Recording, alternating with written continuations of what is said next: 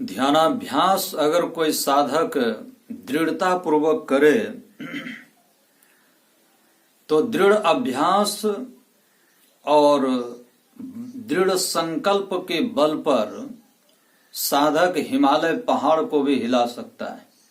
समुद्र की संपूर्ण जलराशि को कूस की नोक से उलीच सकता है और प्रलय अग्नि को भी वह पी सकता है।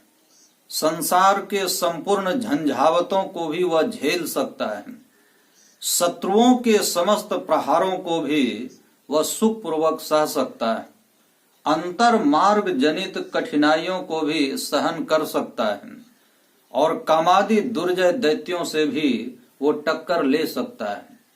मृत्यु के मुख पर वो कालिक पोत सकता है और काल की सुरक्षित सीमाओं को भी लांघ सकता है। माया की भयंकर सेना को भी रौंद सकता है और मनरूप प्रबल वीर से भी कुशल संग्राम कर सकता है। ईर्ष्यालु इंद्र के सिंहासन को भी कंपायमान कर सकता है। समस्त नदियों के प्रबल प्रवाह को भी वह अवरुद्ध कर सकता है और ब्रह्मास्त्र की शक्ति को भी छीन कर सकता है। वरुण पास को भी सहसा वह तोड़ सकता है और तूफानों से भी टकरा सकता है। मेरु पर्वत को भी उठा सकता है और प्रशांत महासागर को भी क्षुब्ध कर सकता है। संपूर्ण जलाशयों को भी सुखा सकता है। ऐरावत हाथी को भी गंडस्थल से फाड़ सकता है। विंध्य पर्वत को भी समुद्र पर तैरा सकता है और पंच विषय रूप प्रचंड राक्षस को भी पराजित कर सकता है। चतुर्दश इंद्रिय रूपी नागनी के फन को भी मसल सकता है और शुभाशुभ कर्मों की बेड़ी को भी तोड़ सकता है।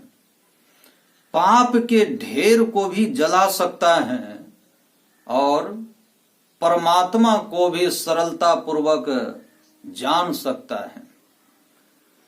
जिस परमात्मा की प्राप्ति ब्रह्मादि देवताओं के लिए भी दुर्लभ है, जिस परमात्मा को कोई सूर्य की आंख से नहीं देख सकता, जिस परमात्मा को कोई दिशाओं के कान से भी सुन नहीं सकता, जिस परमात्मा को कोई वरुण की जिह्वा से चाट नहीं सकता, जिस परमात्मा को कोई विकराल काल के हाथों से भी नहीं पकड़ सकता, जिस परमात्मा को कोई चंद्रमा के मन से मनन नहीं कर सकता, जिस परमात्मा का कोई ब्रह्मा की बुद्धि से निर्णय नहीं कर सकता, उस परमात्मा को साधक दृढ़ अभ्यास से प्राप्त कर सकता है।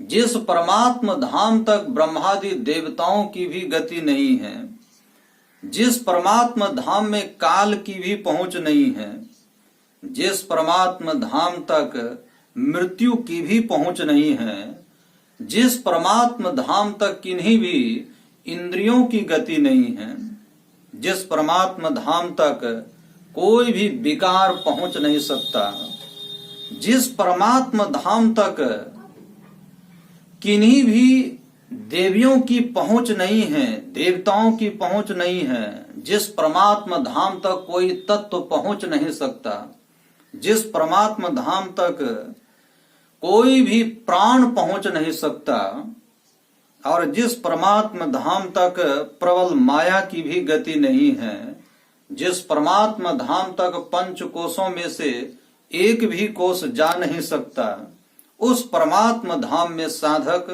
दृढ़ अभ्यास के बल से पहुंच जाता है। जो परमात्मीय आनंद आज तक सृष्टि के किसी भी देवता को प्राप्त नहीं हो सका, जिस परमात्मीय आनंद को ऋषि मुनि महात्मा युगों युगों से खोजते रहे परंतु मिला नहीं, जिस परमात्मीय आनंद को प्राप्त करने के लिए बड़े बड़े चक्रवर्ती सम्राट वो संपूर्ण वैभवों को तृणवत छोड़ करके भी प्राप्त नहीं कर सके, उस परमात्मीय आनंद को भक्त साधक अभ्यासी वो दृढ़ अभ्यास के द्वारा प्राप्त कर लेता है। दृढ़ अभ्यास का मतलब क्या हुआ? मतलब क्या हो?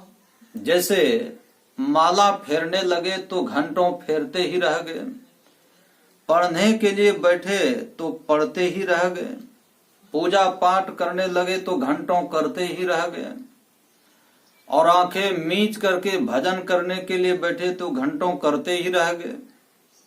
इसी प्रकार किसी भी कार्य में अधिक से अधिक समय लगाने को दृढ़ अभ्यास कहते हैं, चाहे उस कार्य में मन लगे अथवा नहीं लगे,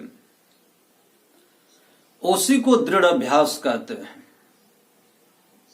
और असल में दृढ़ अभ्यास का अर्थ होता है जब तक किसी भी कार्य का परिणाम प्रत्यक्ष न हो जाए तब तक उस कार्य की गति में शिथिलता न आने पावे।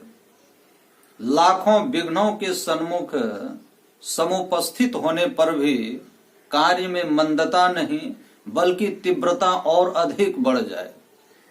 कार्य काल में लक्ष्य के अतिरिक्त और कुछ भी नजर नहीं आए, कार्य में दृढ़ संकल्प का समावेश हो, कार्य में उतावलेपन का अभाव हो, कार्य में मन का मेल हो अथवा मन की तन्मयता हो, तो जिस कार्य में मन को लगावे उस कार्य की सिद्धि हुए बिना उससे जितनी बार मन हटे और बारंबार उसी में लगाता रहे, यही दृढ़ अभ्यास कहलाता है।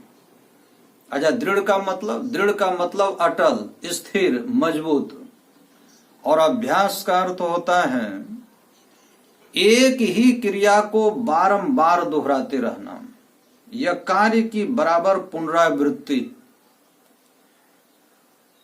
और अभ्यास शब्द के साथ साथ दृढ़ शब्द का प्रयोग इसीलिए किया गया कि जब साधक अपने मन को भजन में लगाता है तो तत्काल मन संसार विषय की तरफ पलायमान हो जाता है।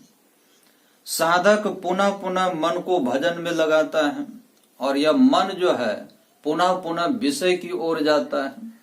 साधक की इसी प्रकार की ये संघर्षशील स्थिति को दृढ़ अभ्यास कहते हैं।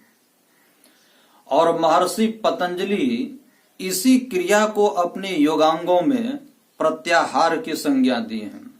भगवान श्री कृष्ण ने भी कहा, यतो यतो निश्चरति मनश्चंचल मस्थिरम, यह स्थिर न रहने वाला और चंचल मन ये जिस जिस विषय के निमित्त से संसार में विचरण करता है उस विषय से रोक करके, मतलब वहां से हटा करके इसे बार बार अपने ध्येय में परमात्मा में ही निरुद्ध करे।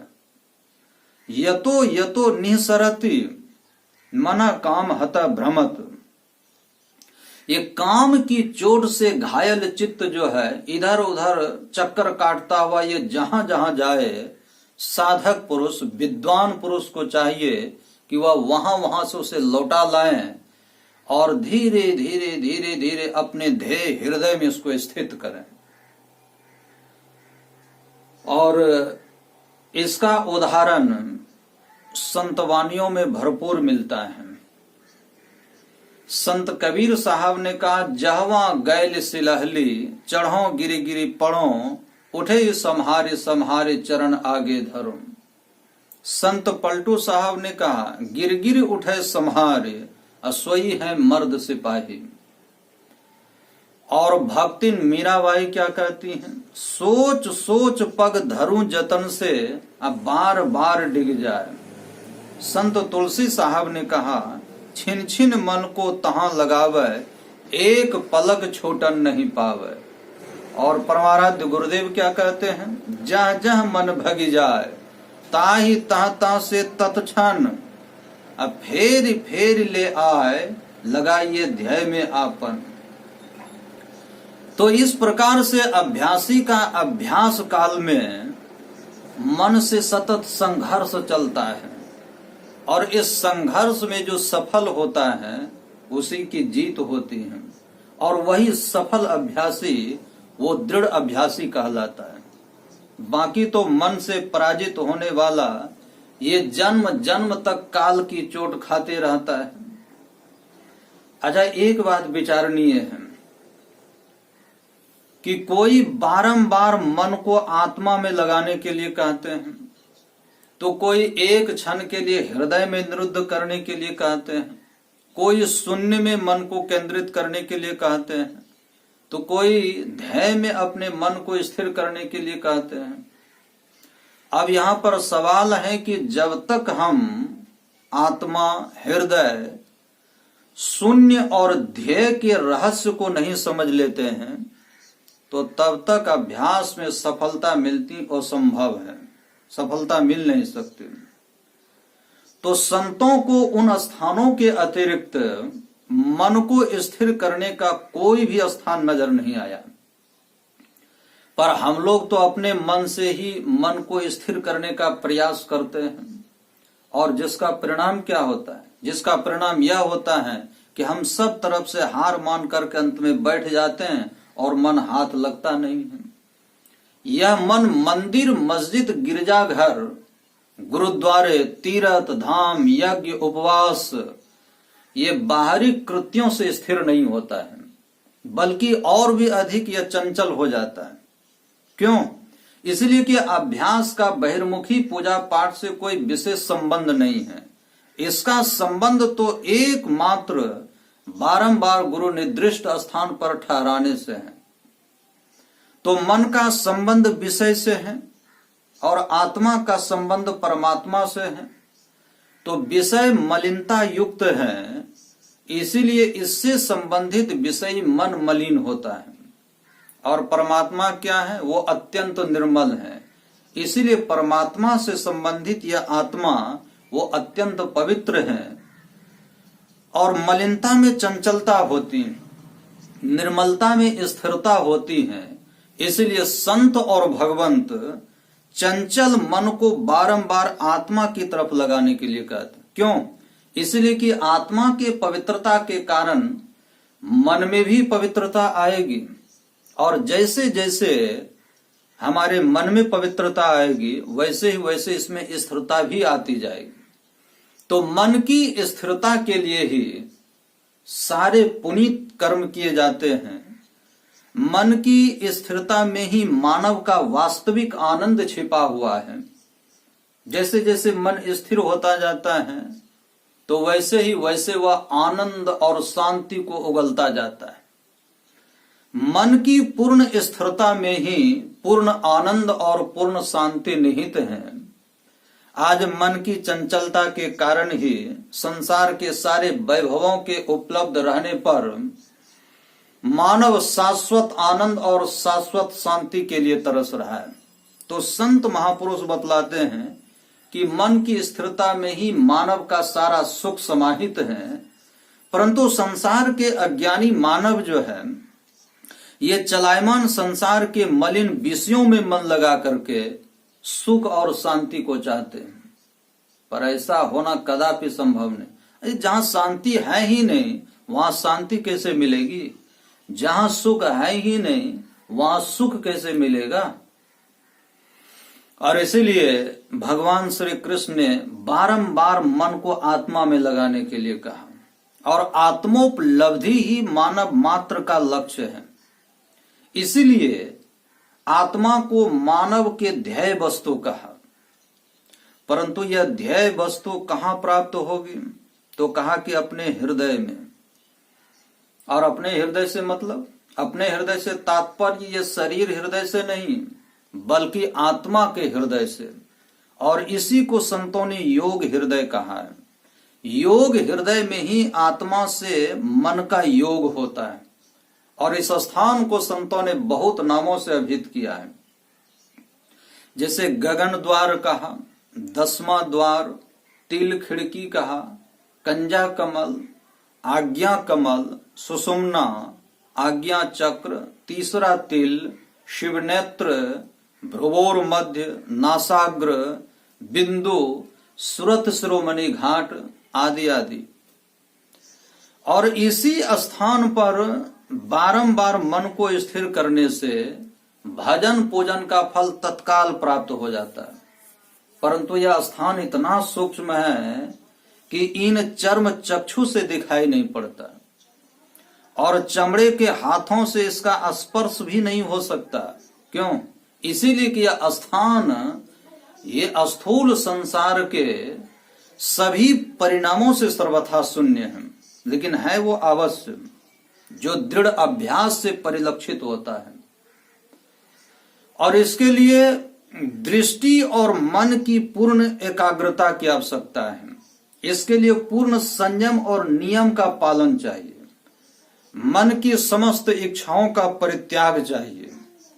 संसार विषयों से मन को पूर्ण उपरामता चाहिए।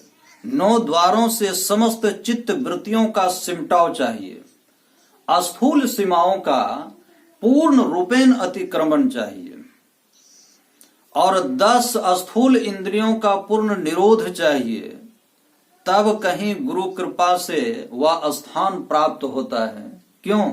इसलिए कि पूर्ण गुरु की कृपा और अपनी कड़ी मेहनत से सारी कठिनाइयां सहज और सरल हो जाती है।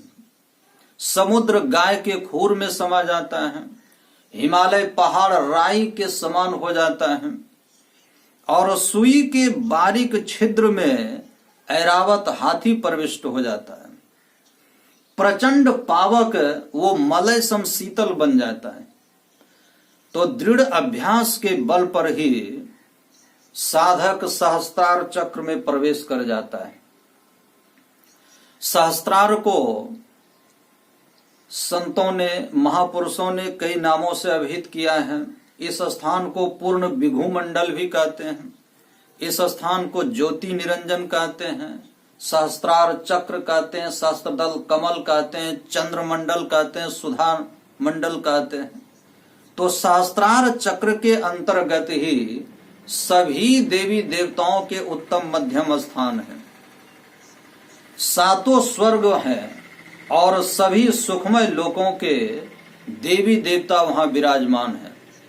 और यहाँ पर साधक प्रत्यक्ष रूप से सभी देवी देवताओं का दर्शन और उनसे संभाषण करता है। यहाँ तक पहुंचा हुआ अभ्यासी वो स्वदेह एवं विदेह दोनों तरह से समस्त देव लोकों में विचरण कर सकता है। इस चक्र पर आरूढ़ हुआ साधक वो संपूर्ण भौतिक वैज्ञानिकों का बाप बन जाता है और वो बिना किसी उपादान का ही संसार को चकाचौंध में डालने वाला वो आविष्कार कर सकता है। वह वाणी मात्र से किसी को भस्म कर सकता है और भस्म हुए को वो सजीव कर सकता है। और इस स्थान पर पहुंचे हुए साधक का दिया हुआ श्राप और वरदान निष्फल नहीं जाता है। इस स्थान पर पहुंचा हुआ साधक ये धरती पर की कौन के शून्य में नए स्वर्ग का निर्माण कर सकता है।